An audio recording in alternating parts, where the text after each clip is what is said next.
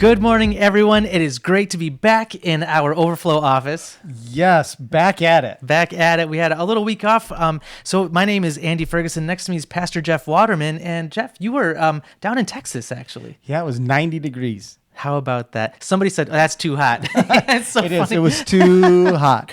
No, it was good. Went down and gave my dad a little bit of break and hung out with my mom for a little bit. And it was a good time of serving my parents. That's nice. That's, they serve you. Our parents serve us, right? Most of our lives. And then you get an opportunity to do that as they get older. Yeah, and we celebrated their 60th wedding anniversary. Wow. Been married for 60 years. That really is incredible. And I think you've been just around 38, right? Just did 38. Yeah. Yeah. So we're off to a good start, as my professor, Dr. Cuthbertson, would say. Yes, absolutely. It's a good start. And I'm right around 5 years. And wow, I mean, it's incredible. Mm-hmm. And we're talking about, by the way, like these years of being married, it takes time to bear fruit in that marriage. Oh, yes, it is not a quick and easy route. Right. So, 60 years, 38, and here I am at 5. But yes, God willing, I'll reach up to that 60 as well. There you go. I might be 600 by the time. Yeah, I think you got to get married pretty young to make it to 60 and not keel over. Yeah, for sure. So anyway, here we are just having some fun. This is the Overflow podcast, episode 56 today. Yeah. Wow, we made it to 56. Yeah, very absolutely. Good. So we are overflowing from our previous Sunday's service. The sermon was titled A Wise Kingdom, and we are continuing our sermon series of kingdom picks, basically the different pictures that Jesus gives through his parables about what the kingdom of heaven is like. It's like this. It's like this. And so this past Sunday, it was about the man who built his house on the sand, or the man who built his house on the rock. Right. Yeah, the wise and foolish builders is what it says in my Bible, the little heading there. Yeah. And it's the tail end. It's the haymaker, if you will. The bow that wraps it all up together for the Sermon on the Mount. That's right. Yeah, Matthew 5, 6, and 7. Yep. So most famous sermon that Jesus gave, and a lot of people, they quote parts of it, and they don't even know they quote parts of it. Yeah, the golden rule. The golden rule, do unto others, you'd have them do unto you, comes right out of Matthew chapter 6. And in Matthew there, that's where Jesus does what we call the Lord's Prayer. And so a lot of people will recite that on Sunday mornings, and that's what they're doing. So. Man, there's so much. Obviously, you could have a million messages on the Sermon on the Mount. Actually, when we first started way back in the day, we did a whole series on the Sermon on the Mount. So that's awesome. Did lots of sermons on the sermon. Yeah. Well, good. It was right. Really good. Amazing stuff. And so, you left us with a lot to think about this past Sunday, and some of the concepts that you brought to us during service were some that, even though I've been in this word for a number of years and had studied this sermon many times, in this particular portion, the foolish builders or the wise builder, many times as well, you brought a concept that I hadn't really considered or thought of much about previously. My goodness. So well done, Jeff. And we've got a lot to dive into. I mean, I loved it. So you gave us some comparisons, basically highlighting 3 realities of God's wise kingdom that we can kind of pour into, we can dwell on, we can think about. Sure.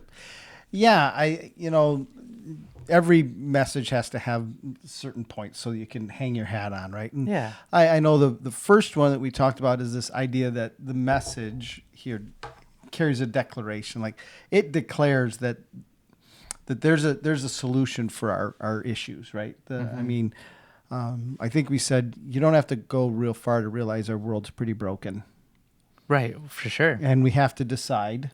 And I think that's what the wise and foolish builders are. It's 2 people that have decided, what am I gonna hang my hat on? What is it going to be that I'm going to rely on for my life, both now and after this, right? Yeah. And so the builders are recognizing a need. Recognizing the need for salvation. A house is, hey, I need shelter. I need salvation from the elements. all this craziness that's going on the west coast of Mexico with all the cartels now, you're hearing people say shelter in place. What are they doing? They're going into either their home or their resort or wherever they're at. They're go inside. Yeah. Don't go outside. Security. Security is inside. So these two builders realize the need. I have to have a house. I can't sit out here and hope for the best. Right. Yeah. Yeah. Don't just sit out in the elements. You're going to be left viable for many attacks to come. I remember one time we took a group of students up to Canada for this adventure trip that we had, and it was a beautiful night. I mean, and there's no light pollution, so the sky is crystal clear, stars like crazy. Yeah. And so we all decided that we're going to sleep out under the stars. Okay. And so we pull all of our sleeping bags out of our tents, and we find them on this rock that's kind of domed, and we're all laying up there. It was a cool time, just telling stories and talking about God and creation and the whole thing. And then, about midnight, we all drift off to sleep. Okay. About an hour later, Was it raining? pouring, Yeah. just deluge, right? Right. And so we're like, now what are we doing? We're scrambling to get back shelter. into our shelter, right? Yeah. And so when I read this, I think of things like that, like, hey, we recognize that physically, practically, we need salvation, we need shelter, but spiritually and eternally, we need that as well, and that's what these houses represent. That's good. Yeah. So these builders recognize the need for shelter. In other words, they need some protection from outside sources, whatever it might be. And in this case, well, we have, in the sense of the story, storms of life, right? In the sense of salvation and protection, we need some sort of a salvation for our future. We need a way to protect our destiny. Yeah, some kind of eternal life. Yes, right? exactly. Yeah. So that they decide to act on that knowledge. Right. They decide to build a house. Yeah. Right. So one of them says, okay, well, I'm going to build this house on a foundation of sand. This is the part that got me with the concept I hadn't thought about. Whenever I had considered this particular passage of scripture, I just envisioned, okay, two finished houses and a storm comes and the sand just gets wiped away because sand is very loose and the house falls down. That makes sense to me. I envisioned another finished house, right? And this one's built on a strong foundation of solid rock. Solid, great. The storms come and the foundation doesn't wash away because it's on a solid rock. Right. Awesome stuff. I hadn't considered that it took them years, months, however long it would take to level out that rocky foundational surface in order to then build the house on top of. I just always thought about it as two finished houses. Right. But you brought up the point that you go to the beach and most of it's already flat, right? You don't have to do much to level out or balance out a particular area of sand on the beach. And you put up some, a nice wooden shelter and you're good to go until the storm comes, right? Until the storm comes. But if you want to do that on a solid foundation of rock, it's going to take you a long time to prepare the foundation, to lay the groundwork, and then you can start putting up the walls, and then you can start getting a door, then you can enter, all this. My goodness. So that was like, oh my, just a new concept. I hadn't thought about that. Yeah, the both of us have had lots of opportunities to go around the Caribbean and see a lot of these Caribbean islands and a lot of beaches. And when you go to a lot of beaches, there's a section that is sandy, and that's where everybody goes, right? Because you can lay your blanket out and you just lay there, and it's fine. But most of them will also have rock cliffs or rocks jetting out. And just think about the work it would take to flatten those rocks. Yeah, no thanks. I mean, not just time, but the amount of work to do it. Right. Now, this is in first century. They don't have dynamite. They don't have hydraulics. They don't have all of that kind of stuff. It's people out there tink, tink, tink, tink, tink, with hammer and chisel and just a lot of work and a lot of time and a lot of patience and a lot of perseverance. Yeah. Meanwhile, you look over there and the guy's got, 2 stories up and you're still Oh, going, for ting, sure. ting, ting, ting. We see that in current days where they have 2, 3 stories up and it's right on the edge of the beach and then literally a tsunami does come and those houses go away, Right. and it's like, that's still an issue. Right. You would think, okay, put them. Obviously there's ways to put them on platforms or whatever to get them up higher, but move inland. I don't know. Get on that solid rock. So Jesus is saying here, though, the person who hears these words of mine and actually does them is like the wise builder who builds his house on a firm foundation, on a rock, because the word is the firm foundation. Right. Yeah. And so it's a lot easier. It takes a lot less effort, a lot less energy to hear the words of mine, as Jesus would say, and then not do them. Right. And that's the sandy foundation. Right. Yeah. Yeah, it takes, right before this, he tells a story of the tree and its fruit. And I'm always struck that he says you can tell which kind of tree it is by the fruit it bears. Mm-hmm. And then I was also have been struck with, well, how long does it take a tree to bear fruit? Yeah, years and years. Right. You plant a seed or an acorn, then it takes years for it to become a sapling, years for it to become anything thicker than a sapling up there. Like so long, and then finally it starts to bud, and then if things go right, yeah. Yeah, so the word takes root for sure, but it then grows, and it grows not just by happenstance or through easy. It's like a tree. It's like a house made on rock. It takes a lot of work, a lot of effort, a lot of time. And I think one of the issues that we face in the United States in particular is we don't like anything to take time. We love quick and easy. Yeah. Like I love going on Amazon and ordering, and sometimes I'll order a product if it says, hey, it'll be there today versus tomorrow. Right. And then if you go onto a website and it says, well, it's going to take 2 to 3 days for shipping, you're like, do I want to wait 2 or 3 days, right? Mm-hmm. You drive down Grand River here in Brighton and you go to what I call fast food alley, right? You've got all the fast food joints, right? That's right. Except Heartland's getting the Chick-fil-A. We didn't get the Chick-fil-A. That's another podcast for another day. Exactly. But you look at the lineup of people that are just driving through. Yeah. To get the fast and the easy food. But we know that fast and easy food's not good for us. Of course not. But we're still doing it. I'm not. No, but I hear you. Yeah, but look for sure. at how many people are doing it, right? Yeah, yeah. And I think we love fast and easy, and we bring that to our spiritual life. Absolutely. Yep. When I became a quote unquote born again Christian, and I had an experience where I felt as if the Holy Spirit just poured down into me, and I can talk about all of this sort of stuff. There was a grace that God gave me in that time, an inertia that he gifted me with in that time that drove me into the scriptures like crazy. And I just couldn't eat enough of the word and couldn't get enough of sermons and everything else. And that's a wonderful thing. And when reading these things, I'm like, I want that in my life, and I want that in my life, and I want this in my life. And it didn't come the next week. Right. You know what I mean? And even like a year later, I was like, why am I still struggling with that thing that I'm reading about and that thing over there? Mm-hmm. Come on, you know?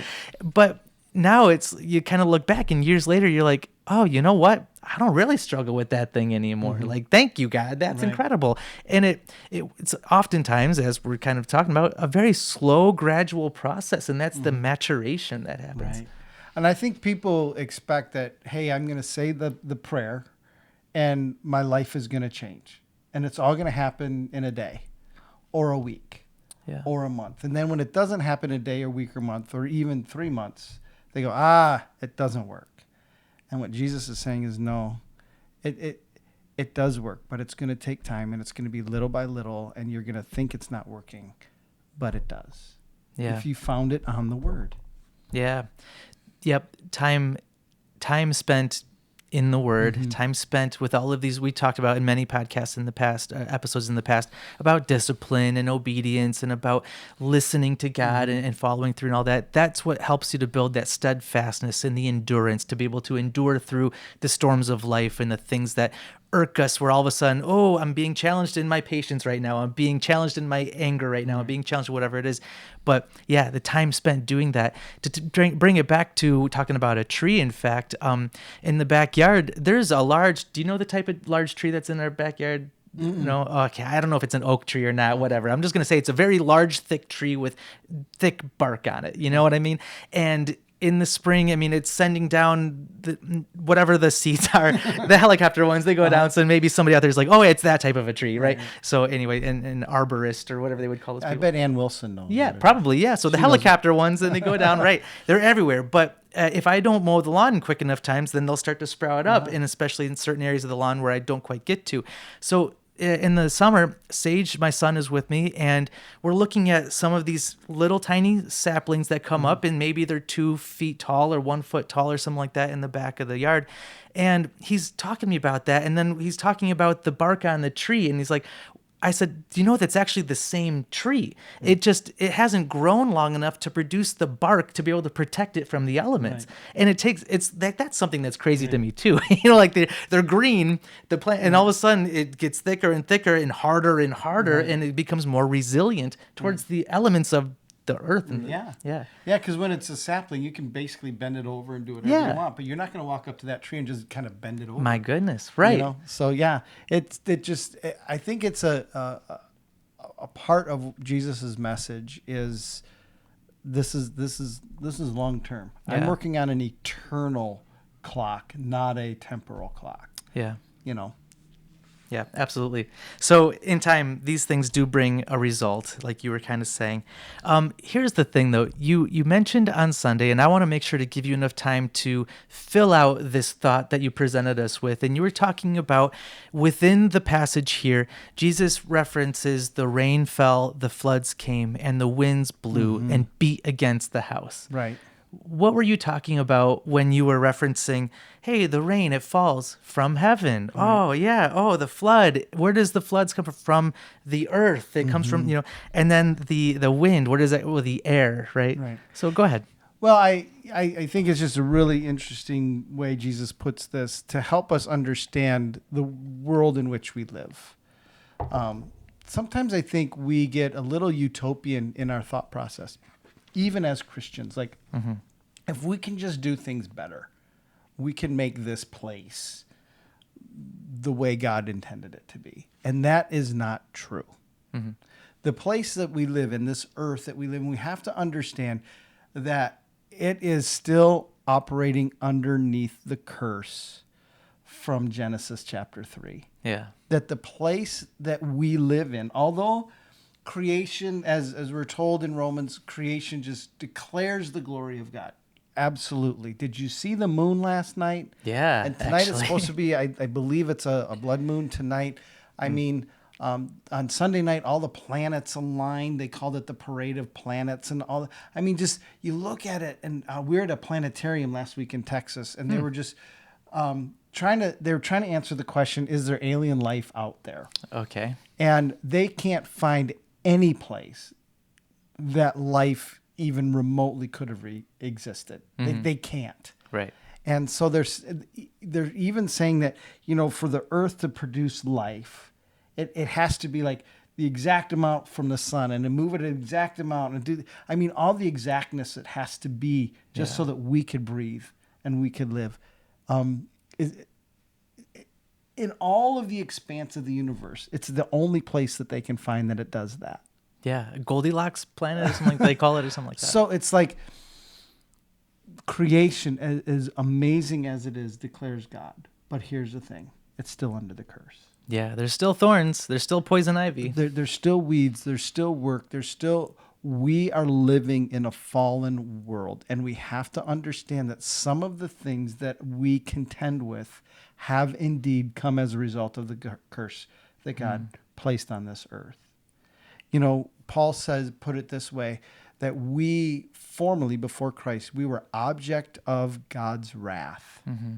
Sometimes we don't like to think of God's wrath. We like to think that God is just all love and, hey, let's everybody just be happy. Right. No, there is a wrath side. And we are living underneath the wrath from Genesis chapter 3, from the fall of the world. We have to understand that.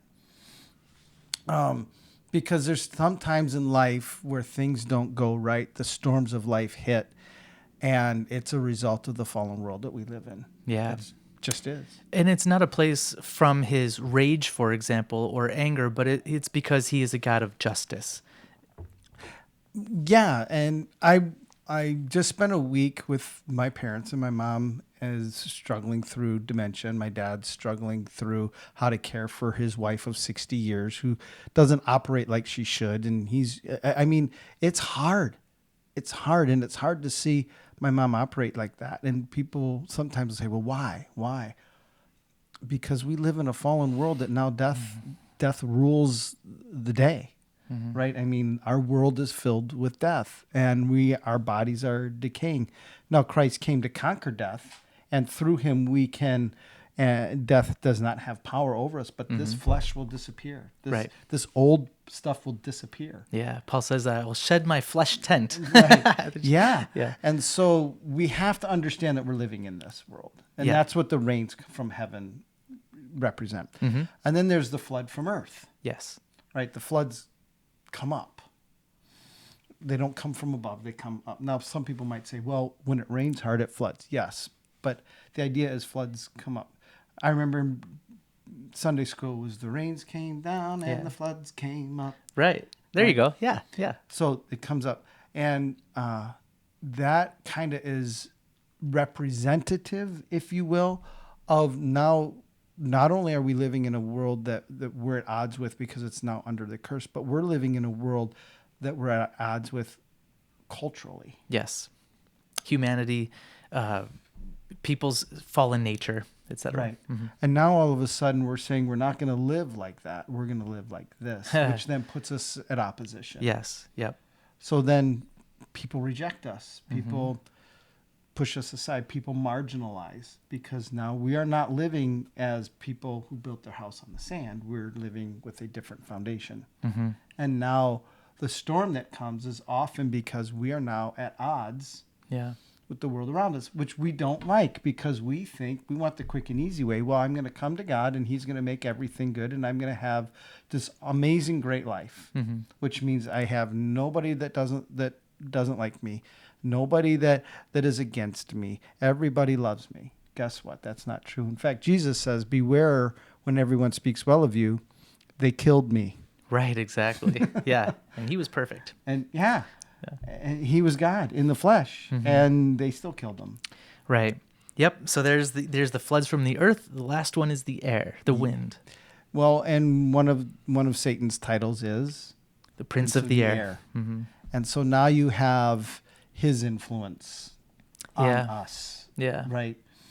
Just like Eve in the garden, when he says, oh, God didn't really mean you'd die. He knows that if you eat this fruit, you'll be just like him, right? He's giving us this influence to drive us away. Yeah. And that's a storm that comes. All the temptations that we have, that we face every single moment of every day of, who am I going to follow? Am I going to follow Christ, or am I going to follow flesh? Am I going to be rooted and founded on his word that is rock, or am I going to be founded on the flesh word, which is sand? Right. Yep. The lust of the world, right? And the pride of life, all of these things. So yes, we are against, before God's love and reconciliation and the peace that was provided to us by Jesus' blood, against God, enmity with him. And then we're currently, then you would declare yourself on the kingdom side, then you're at enmity with the world. You're now enemies with that. And then by doing so as well, you have another enemy, the evil one, who is always there, by the way, and that's the tempter, the deceiver, the one who prowls around like a lion looking for whom he may devour, and if you were to leave church on Sunday morning and you just walk in willy-nilly to your car, no big deal. But if somebody told you, hey, there's a lion out there that's looking to eat you specifically, you might be a little more cautious about how you're operating and going about your day. For sure. And that's kind of the idea right there. My goodness. And so, an analogy comes to mind as well. And this is I love this one. It's about basketball. Okay. So, the person who is being double or triple teamed is the one who's actually taking it to the net. If you're sitting on the sidelines doing nothing, nobody's guarding you. Right. And so that's the analogy about, if you're being attacked, then maybe you're doing something right. Actually. Absolutely. Yeah. And I think what Jesus is saying here is, look, this thing is in order to found your life on rock, on solid ground, it's going to take time and it's going to take a lot of work. Yes. And understand something. It's not if the storms come. It's when they come. And they're Right. going to come at you from all directions. Yeah. This is not a, there's the get rich quick schemes like, hey, if you just do this in 2 months, you're going to be making $20,000 a month. And, you Yeah. buy in and then you don't do that, right? Uh-huh. Sometimes we want, hey, this is your best life quick scheme. Mm-hmm. And it's not. In fact, in a lot of ways, coming to Christ puts you at odds with everything around you. Yeah. Yeah. Yeah. Woohoo, come to Jesus. Right. Our late great John MacArthur once said about sanctification and the process of basically growing old within, maturing within your spiritual journey. He goes, yeah, you're still. They talk about if you're going to be like more joyful or whatever. He's actually like, you might be a little more miserable, in fact, because then you're just like, all these things that you're always battling against, Right. in other words. And you find as you become more righteous, then there's more that kind of bothers you about the world around you. Exactly. But I think then the promise is this, the hope in the midst of that is when I do come against the storms, or when the storms come up against me, however you want to put it, I have the strength and the solid ground that I don't get toppled over. Mm-hmm. And I see it over and over as different people with deep faith encounter different calamities in life. Yes, they don't say, "Oh, this is no big deal." No, it hurts. I'm saddened by the loss of a loved one. I'm frustrated with the breakage of a relationship. I'm angered with the loss of a job or whatever. But there's always this, but I know this isn't the end of me. I know this isn't going to wipe me out. I know that there is something for me, that God's going to work this out, and I can't wait to see what the other side looks like. Yeah. That's beautiful. That's hope. Yes, absolutely. I have assurance of this, right? That he who began a good work in me will bring it to completion. Right, because your house is founded on the rock. Yeah. And when the storms of life come, you'll be able to stand. That's good. I love it. Any last words for our listeners and our viewers? Hockey night. Yeah, I'm wearing this shirt, folks. Here it is. I'm going to try to get into the screen. Boom.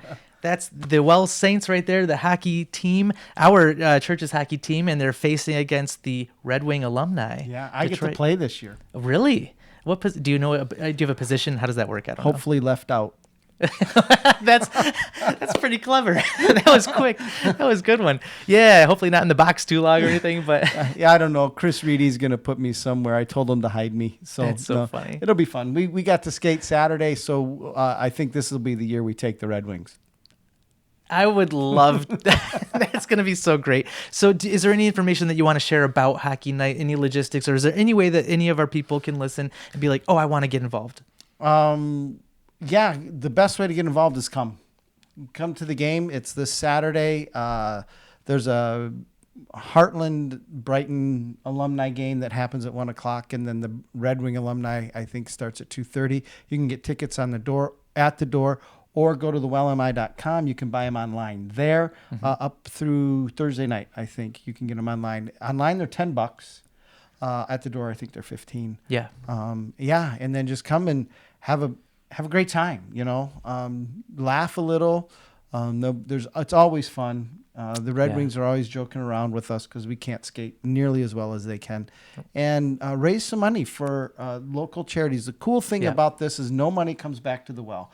All the money that we raise goes to local charities here and around Livingston County. So this is an event that happens locally and supports locally. And I think it's really, we've been doing it 16 years. I think it's 16 years now.